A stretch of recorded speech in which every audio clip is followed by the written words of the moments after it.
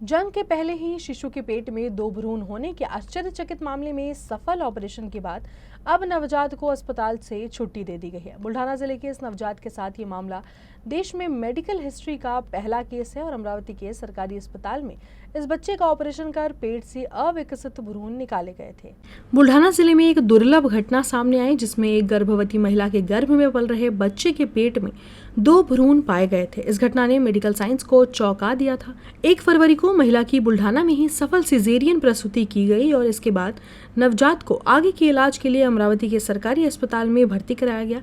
3 फरवरी को अमरावती के डॉक्टरों ने नवजात की सफल सर्जरी की जिसमें बच्चे के पेट से 2 भ्रूण निकाले गए। ये घटना देश में पहली बार देखने को मिली थी, जिसके बाद अब नवजात को अमरावती के सुपर स्पेशलिस्ट अस्पताल से छुट्टी दे दी गई।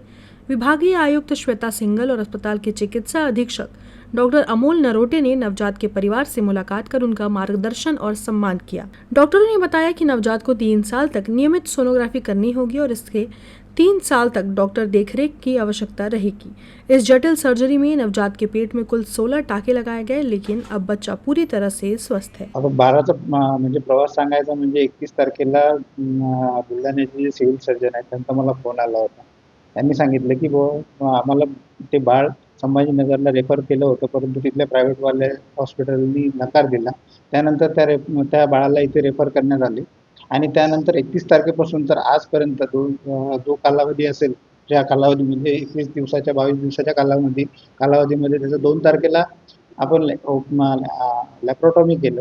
त्या 3 दिवसात 31 तारखेपासून तो 2 तारखेपर्यंत त्या बाळाचं सिटी स्कॅन, 2D इको बाकीच्या टेस्ट आपण पूर्णपणे हे केल्या, म्हणजे करून घेतल्या, पूर्वतयारी करून घेतली. त्यानंतर 2 तारखेला त्याचं ऑपरेशन झालं आणि सक्सेसफुल ऑपरेशन झाल्यानंतर त्याचं मॉनिटरिंग करण्यात आलं. त्याच्यानंतर सर्व टेस्ट करण्यात आले. त्यानंतर त्याला जी टाके पडले ते टाके आपले 3 दिवसा अगोदर काढण्यात आले. त्यानंतर त्याच्या बाकीच्या काही तपासण्या करण्यात आल्या आणि आज त्या बाळाला सुखरूपपणे आपण डिस्चार्ज करत आहोत.